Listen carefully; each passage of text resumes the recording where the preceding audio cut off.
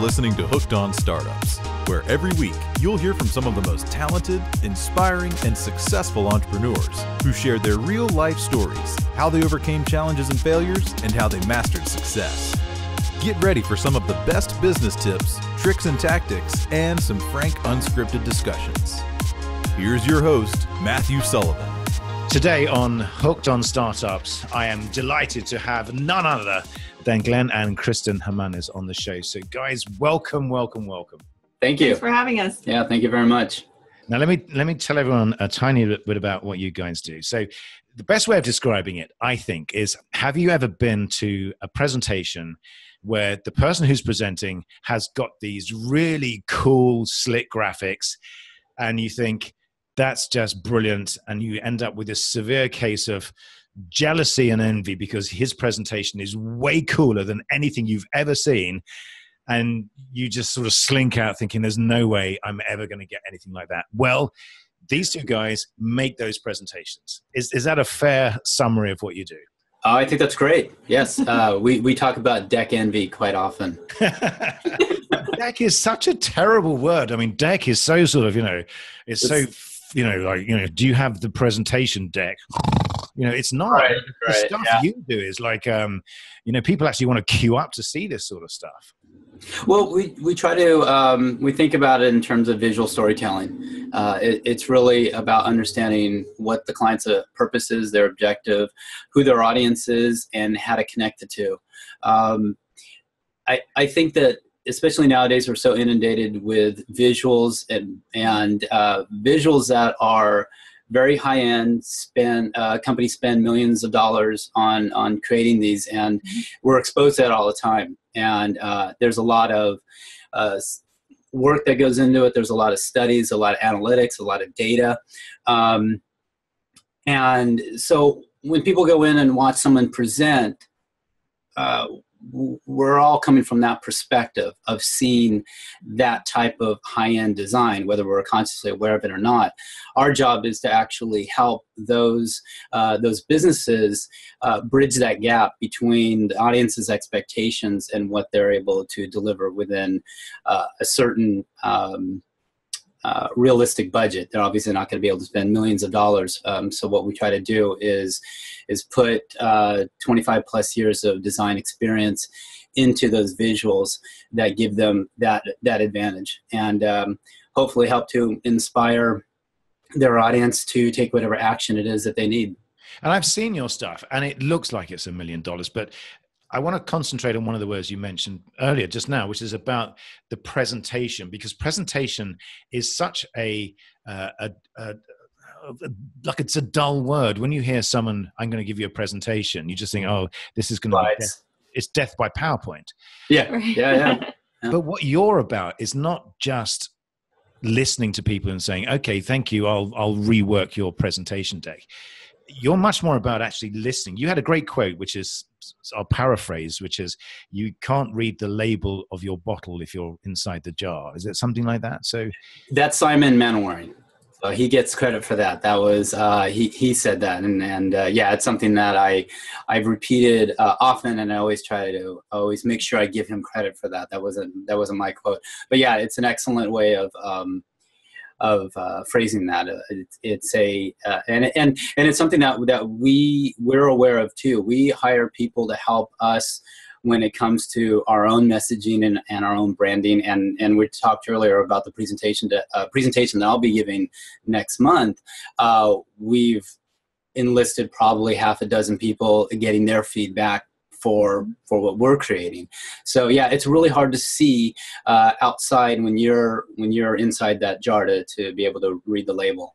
So what I mean by that is, when you're working with people where you're trying to build their presentation, do you find that you end up saying, look, just start from the beginning. What do you do? And do you find that people can't articulate what they really do? Is that the major challenge you find with people, is they don't really know what their business is? Have they lost sight of that sometimes? It can be. I wouldn't say it's always the issue, but there's some things get lost in translation. They may think that they're expressing an idea that maybe their audience may not necessarily, it may not necessarily resonate with them, or they may be aware that they have a message, they just don't know how to express it and how to make it or resonate with the audience. And Glenn has an amazing ability to listen to the client and kind of get their essence and bring that out in the presentation. So not only communicate their message, but also keep their personality encompassed in the presentation, so that it's not just about the message, but it's the whole package. Yeah, you're right, because I went to the Tech in LA conference yesterday. So it was, I can't remember how many people there, but there were several, probably over 100 booths with every single niche piece of tech business you can think of. I mean, there's so many niches there I never imagined would exist. Yeah. But most of those people really just couldn't seem to get across in a compelling way what they did. There's only a handful that really understood how to communicate. So it's part of your job as well to say to people, you understand your tech business. I'm a communicator. Let's talk about storytelling. How important is storytelling in the work that you do? Oh, it's everything. Yeah, the first question that we ask is, what is the purpose of the presentation, and what are the messages that you want to convey, and who's your audience? And those are the three main parts to it. And then how that idea and that message is interwoven is all through the storytelling, all through how it's told. Mm-hmm. And I suppose, I mean, because you guys have got experience in this, you guys have worked for some big names. I mean, Apple, Sun Microsystems, Scorpion Computers, Fox Studios, Cartel Pictures. So you've seen some top level presentations and ways of communicating. So you're leveraging, I guess, all that experience of people that have spent millions of dollars understanding how to communicate. Mm-hmm. So that's one of the great things that you do as well. So I want to talk about Facebook briefly, because Facebook is a great example of how it seems such a challenge to try and get someone not to scroll past. And it doesn't matter how many millions of dollars you throw at these images. It's about storytelling. It's about conversation. That's something that you mentioned before. So let's talk about conversation. That's right. There's silence. I have such great questions here. Well, I mean, I can speak to, I think that like, Facebook and other social media platforms, and even the operating systems on our phones are all moving towards, and they've been for many years, very object-oriented, very visually oriented. So being able to convey that in a way that is concise and accurate is really key. And that goes to developing, the user interface, to doing the presentation decks. We also use Facebook a lot for keeping our friends and our clients, which tend to be the same, informed of what we're doing on a more daily to weekly basis. Because we're a creative agency, we touch on a lot of different projects. So sometimes we'll be doing something that's more editing driven, more visual, more like video. As other times we'll be creating like logo design. It's not always presentation decks, but it tends to always kind of go back to that, because all those elements that we create all go. One of my big things about Facebook really is that the challenge is, which is probably the same challenge that you have, is how do you engage people? So that's when I was talking about Facebook there, it's really about how conversation is so important, which is so critical with the way that you put your decks together, because you're teaching people it's not about throwing graphics up. It's not about having, tons and tons of information. It's about how you connect with people. Yeah, absolutely. We don't really have a real formal way of leveraging social media. We haven't got, I think, too heavily into that. It's more. What I mean is, do you find in your audience, as it were, the critical thing? It's like a micro version of Facebook where you lose your audience really quickly if you're talking about ROIs and and turnover and profitability, and we're going to be the Uber of Airbnb. Do you find that the important thing when you're putting the decks together is to really try and help your clients get under the skin of what their message is, and are those the presentations that really work? Yeah, I think we have the advantage of really not we don't know our clients obviously know their business better than we do, and so that's a big advantage for us, because I feel like if I'm able to understand it, then I know the audience is able to understand it, because I'm coming from that outside perspective, because it kind of goes back to the reading the label outside the jar. Having that perspective helps a lot, and actually Kristen's great at seeing it even further back. I'm Jane user. Sometimes he has more concepts that he's more familiar with and excited about, and I tend to be a little bit more further back from that, so I can step back further and say I get it or I don't get it. Yeah. And the other thing is, you have a nice analogy, is like you have to be able to explain it on a cocktail napkin. If you can't do that, then it's too complex. And these cocktail napkins are not 6 foot. Right. You can't cheat, Right. Yeah.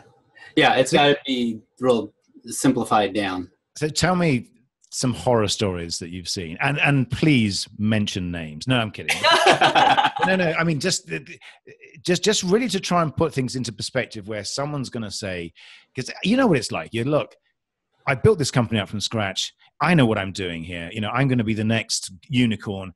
I don't need you guys, because my 200 slide presentation tells people everything they could ever possibly need to know.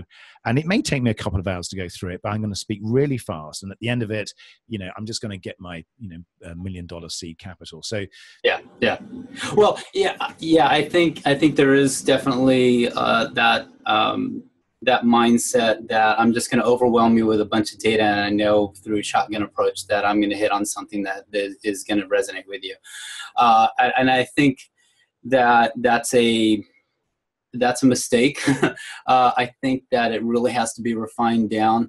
A lot of the decks that we do are 10 to 12 slides, because they're very concise, and especially the investors are looking for very specific things, but it's all on how you deliver it, and how that story is put together.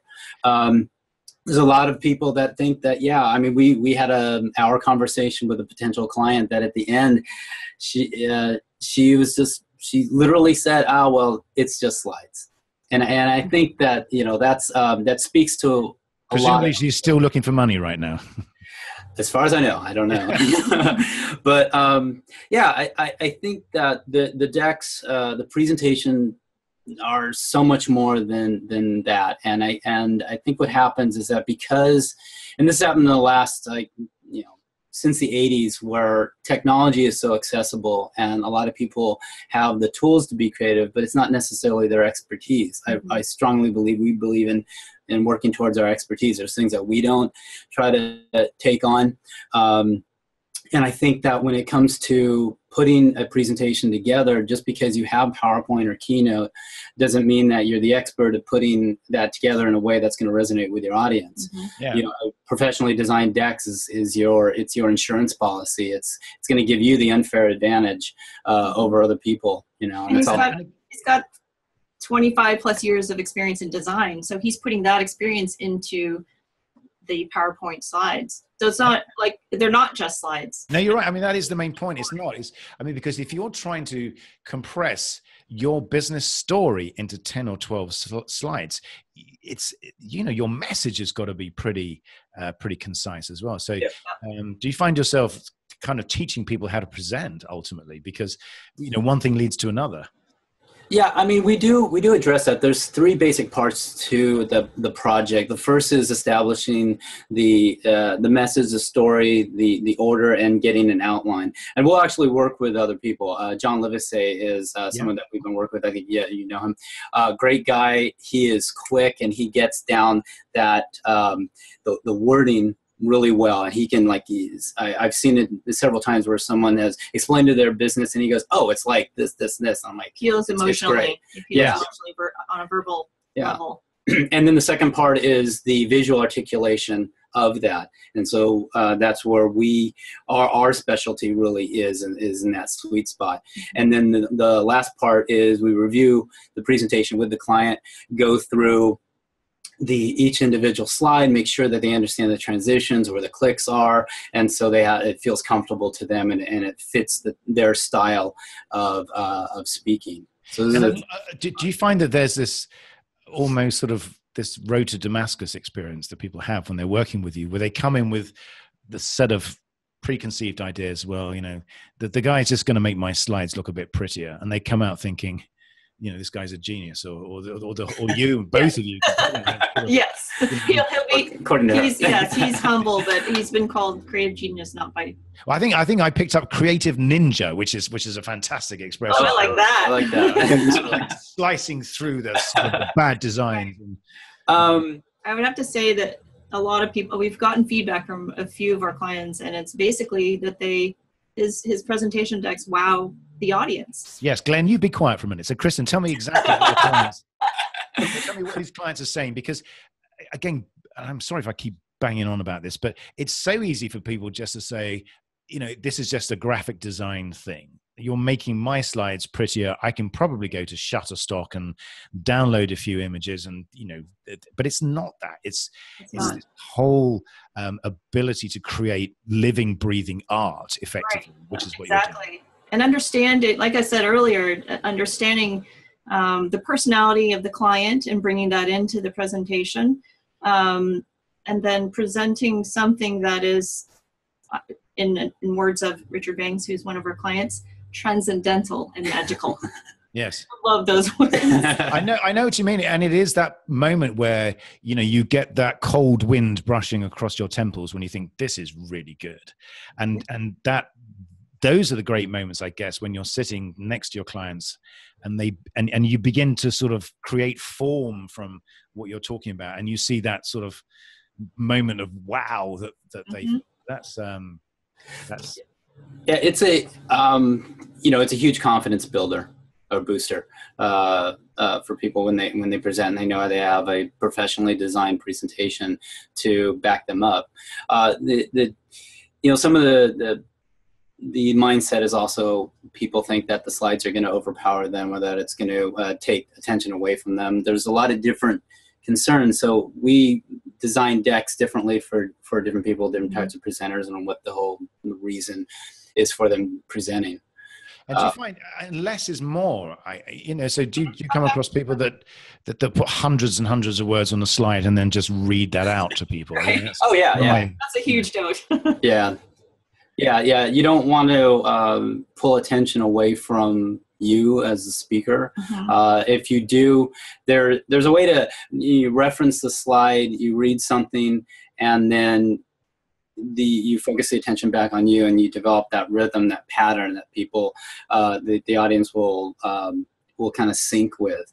But it's if you have too much on the slide or too much going on, or as soon as you start putting words up there, we're all automatically programmed to start reading, and then you've kind of lost that cadence, you lost that rhythm with the audience. And that's really important to get across, is that less is more. And there's a lot of information that you may want to get across, but you had a tip about putting that in the speaker's notes, I think. Is that one of your great pieces of advice is that would you tell me more about how you would articulate if I say to you, look, I've got tons of stuff I really need to get across here, right?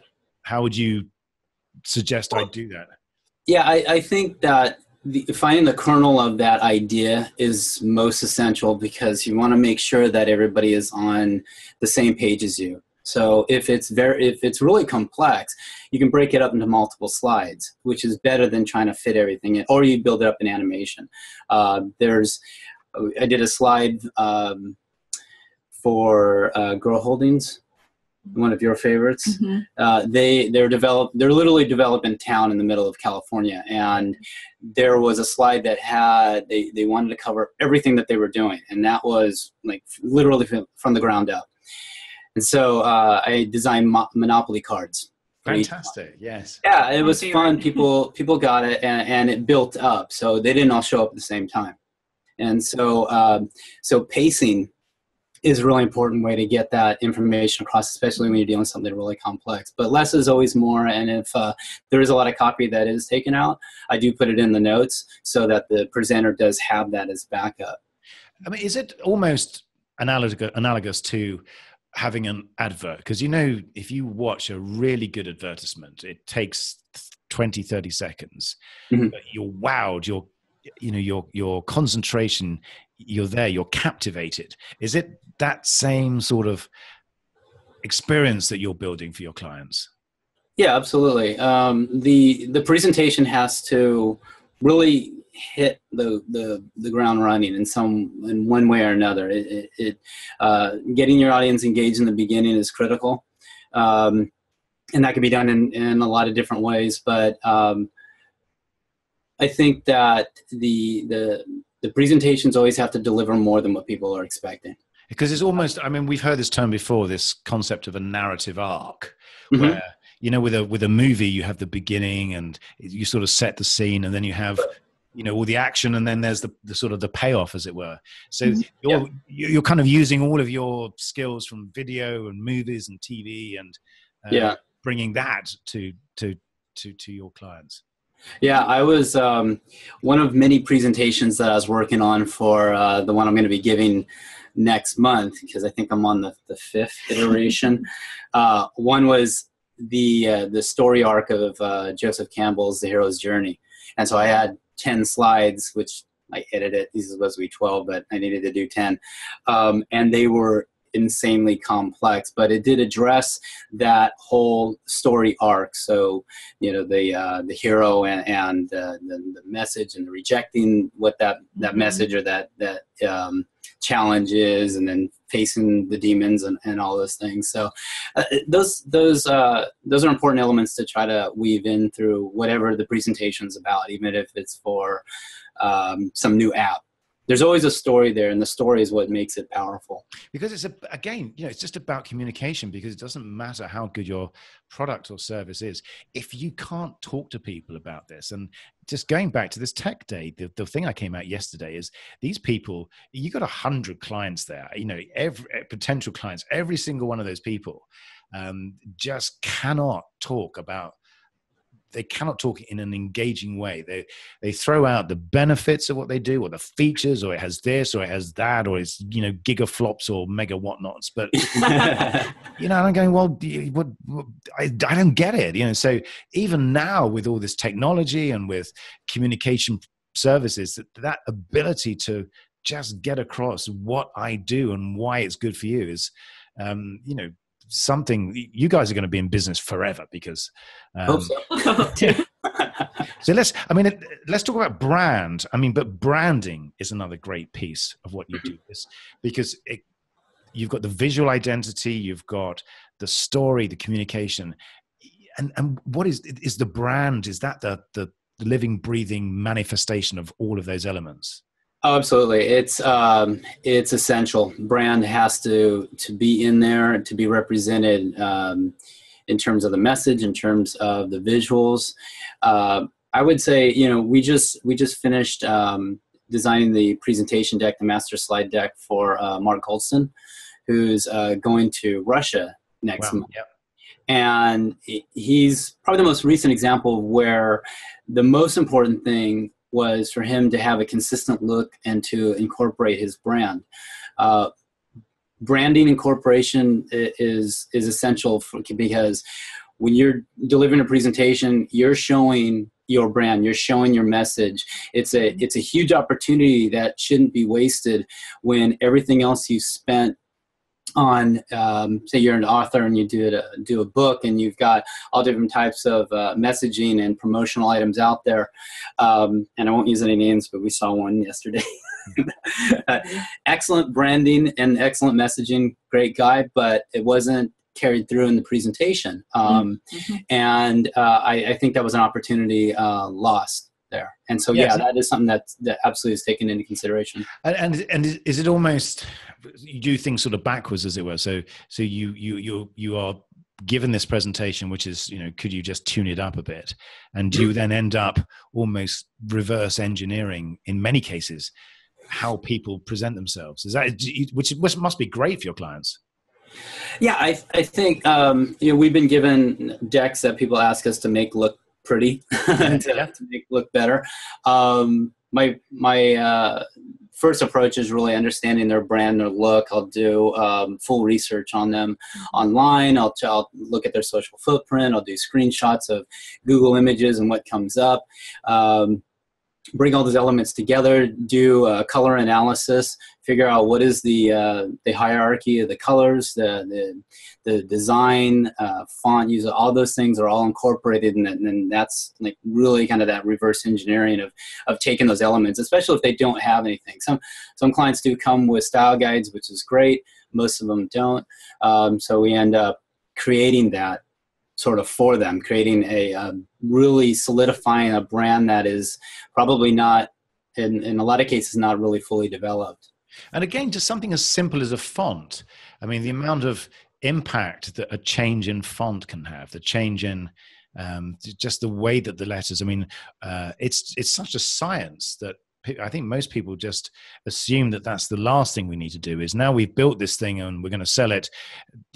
Has anyone done a presentation? Let's put one together. We'll use Times New Roman. And I guess, I mean, I'm sort of being, I'm sort of being half serious, but people do. And just the amount of design that goes into a font and how a font can capture your imagination just because. Yeah. I mean, fonts are really, I think, for the most part, it's a very subconscious thing. I think the best example is when you look at title graphics at the beginning of the movies or at the end. They're very specific. They have there's a weight to them. There is something that's either modern and clean, or something that's antique, or there's a whole variety. So using fonts, and again, this goes back to the audience perception of what they're seeing, is they're going to base it off of what they've seen throughout the rest of their day and their world. And again, we're inundated with a lot of high-end professional design that they have that advantage. So when the audience is looking at your presentation, they're going to compare to what they've seen, even if it's a subconscious thing. And so fonts and color psychology, all those things play into it. And that is like, I think, something that's really overlooked. Again, it goes back to that missed opportunity. Well, and again, because I believe that most people, in my experience, I mean, and I'm very guilty of this, you are wedded to, the Microsoft products. You just think that that's it. But I have no concept of what color psychology is. I have no concept that if someone puts a $250 million picture production together, they probably spent a good percentage of that making sure that the titles, there must have been hundreds of thousands of dollars of research that's gone into making sure that those are the right titles in the right space, the right colors. And you miss out on that if you try and do it yourself. Yeah, there is a lot of data nowadays, especially being able to articulate that and understand what your audience, what's going to resonate with them, what's your brand, and what's your message. And all three of those things are taken into consideration when it comes to just something as basic as selecting a font.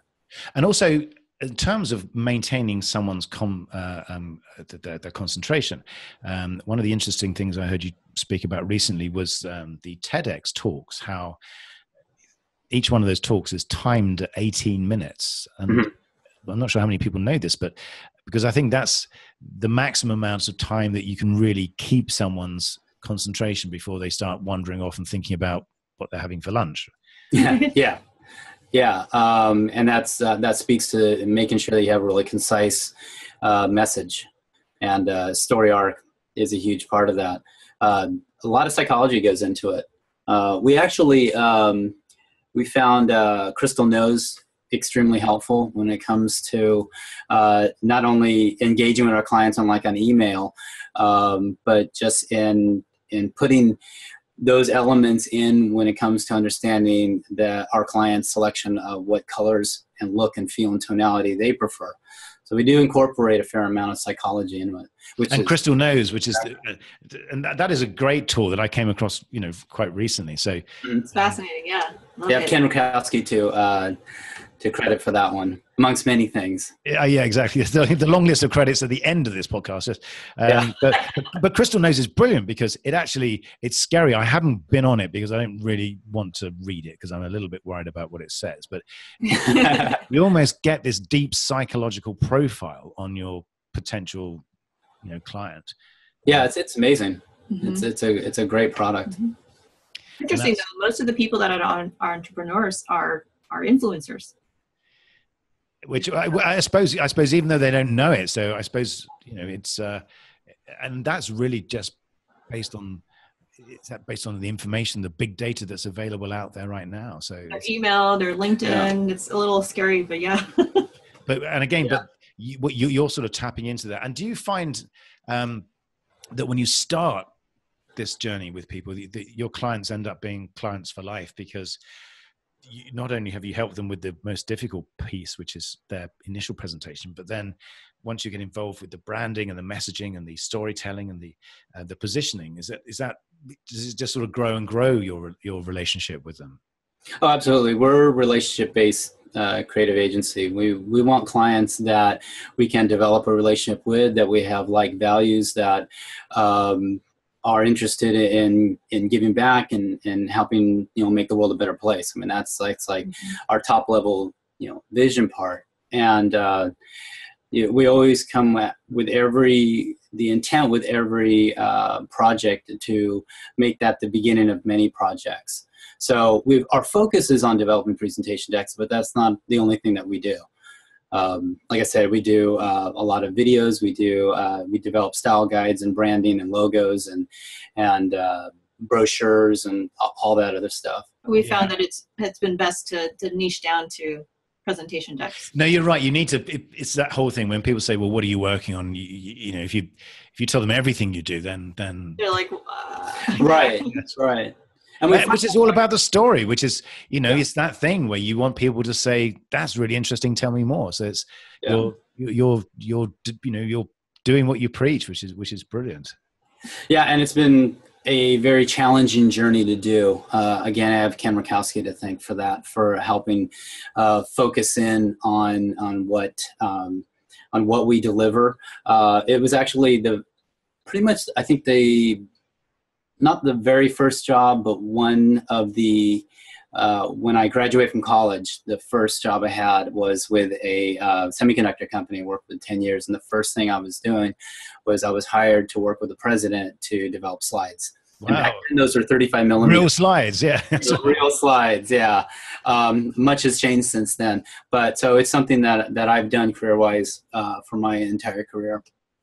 And it summarizes everything. It takes into consideration all of the design elements, all the messaging, all the branding and everything. And with the added part of it, something that's being delivered in a very personal way to people, which is a nice way to package that whole thing. And I think is it true the most fun you have in your job is when you unveil the presentation? So you've been working on this and the client comes in and do you go through it sort of, you don't just send it to them, presumably. You say, well, this is it. And just watching them go, wow. And feeling they have something that they're really proud of must be really fulfilling. Oh, sure. Yeah, it's a great feeling. I think that the only thing better than that is when they come back and say how well it was received and how effective it was with the audience. Because obviously we want our clients to be happy with what we do. What I think is more important is was it effective? Did it work? Did it satisfy what their objectives were? Did it exceed those expectations? Mm-hmm. You don't get to be there to see them present. Yeah, not always. See the audience reactions. So that's the best. Yeah. Do you sort of sneak in the back with a trench coat and a hat and something? Don't really need to sneak in. We did one for Christine Parakis. I don't know or not. She does the Professional Navigator. I've got her book. The Entrepreneur's Essential Roadmap. Yes, thank you. And when she first presented it, I went with her and I recorded it. I did a Facebook Live feed, and I got to watch people's reactions. So that was nice because we don't always get to see that. So that's fabulous. It's almost like creating some art or something, and just let. And then, did you find it difficult to hand some of this stuff over? Do you think this is so good? Actually, I'm going to keep it. No, I mean it's all theirs to be used and reused. And the great thing about presentation decks is it's something that can be reused multiple times. Probably too much. Like I think they need to be updated. I've seen decks used over and over and over, or they've added certain things of their own with I know with some of the stuff that you do that I would carry it with me everywhere, and I would introduce myself. My name's Matthew. Let me show you my deck. So a deck, that is, by the way. So let me show you my presentation deck, which I might have to cut this bit out actually, but but that's good. Well, listen, I don't know how we're going to do the next bit, because at the end of the interviews, I like to ask my 10 questions, which I borrowed from James Lipton from the Actors Studio. So James, thank you for that. If I ask them, you got to decide amongst yourselves who and how you answer them. So my first question is, what is your favorite word? We can answer at the same time. Yeah, because we have the same question, because it compares the same answer. The same answer, yeah. Yeah. Well, we're doing stereo, so if you're speaking to the left speaker, you're speaking to the right. So your favorite word is? Yes. Ah, very good. And what is your least favorite word? Mine's can't. Is it also? Yeah. Can't? Can't. Oh, okay. Yeah. Can't. I can't afford this. You don't have to agree, by the way. You can come up with your own. We have different lists. You sort of nudge each other. So what are you most excited about right now? For me, it's I think the traction that we're getting. Kristen coming on board full time at the beginning of this year has been just a blessing. We're together all the time. We love hanging out with each other, and it's great. We had a pretty good idea that we would work pretty well together. We've owned the business jointly for the last 8 years, and but she's had her own career, and then we decided, kind of debated over the last couple of years. I think I was more hesitant of her coming on board than she was already. And burn the boat. That's right. Tony Robbins, burn the boat. Let's go. And so the timing was right. And so with her coming on, it's taken the business to a whole nother level. So which is brilliant, because that's an interview and a discussion in its own right, which is, as you talked about before, sort of power couples and how they work together. Yeah. So this is, that'll be the sequel. Great. So we can. Yeah. So it's one of the presentation too. Yeah. And so what turns you off right now? I think, my thought was just the thing that turns me off is the people that have a selfish attitude that are really just in it for themselves, and that can be business, that can be personal. That's my biggest turn off. And mine is people with low or no integrity. Yeah. Okay. So what sound or noise do you love? This is my favorite. Velcro. Yeah. It's the sound of problem solving. Mine is the ocean. Mine is nice. Ocean waves. Well, that's brilliant. I mean, Velcro to me sounds like a come apart, basically.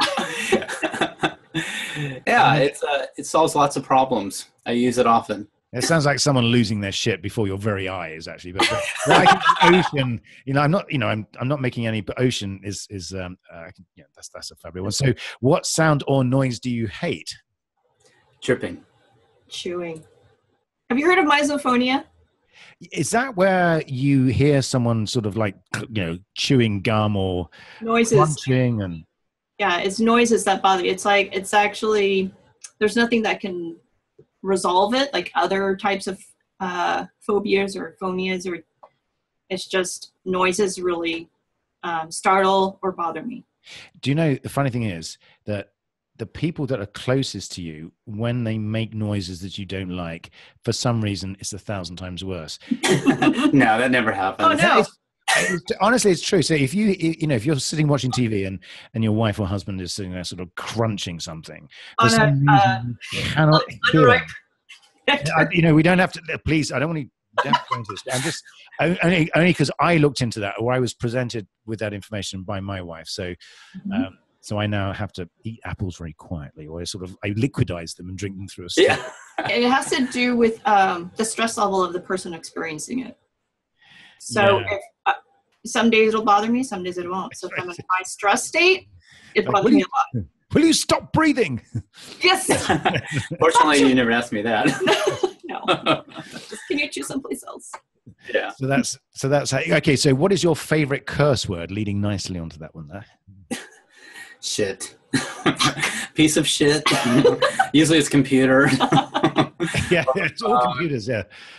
I know. But fuck again is I think shit and fuck the ultimate. Both. I have discovered the explicit button on the podcast upload, by the way. And what profession other than your own would you like to attempt? Helicopter rescuer. Yeah, very good. The one that hangs down from the helicopter. Not the driver, the guy that hangs. The one that hangs, yeah. Yeah. It just seems amazing.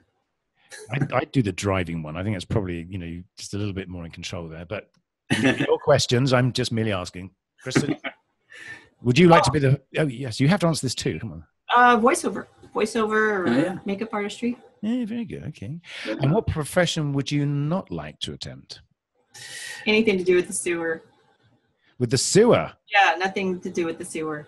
Yeah. Or exterminator. It's kind of related. Mm-hmm. Yeah. Cockroaches that kind of crunch as you... Yeah. Just cockroaches and poop. Yeah. So that links into your sort of, soundophobia. I can't remember the word, but we'll go... Misophonia. Yeah, misophonia. That's it. Okay. There will be a link to misophonia on the episode. And the final question, if heaven exists, what would you like to hear God say when you arrive at the pearly gates? Hugo, what's yours? Do you want the one or do you want the funny one? Well, we can do both. Okay. Because just imagine the audiences. Are you sure you're supposed to be here? Well, as opposed to, I think you need to go down a few levels in my case. Or your mom's waiting for you. Oh, fantastic. I knew it. Fantastic. How about you? I just said you again? That's right, yeah. Oh, no, it's a reincarnation joke. Yeah.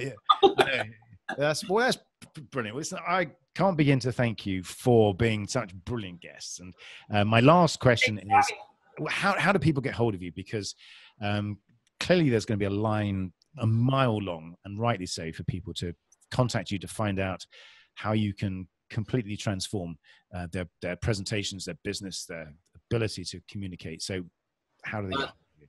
Yeah, glensdesigns.com is the best way. Glenn at Glenn's Designs. And yeah, I think that's... And they can check out some of our presentations on YouTube. It's youtube.com/Glenn Hemanes. Oh, you can also get it from the website too. Yeah. But there's a load of stuff. I've been on. There's some fantastic. You've got some fantastic examples on the YouTube channel. So that's some really great examples of how you fold video in, and there's some real wow factor stuff. But Glenn, Kristen, thank you. It's been fabulous having you on, and really look forward to seeing you again soon. Thanks so much for having us. Thank you very much. Have a good one. All right, take care.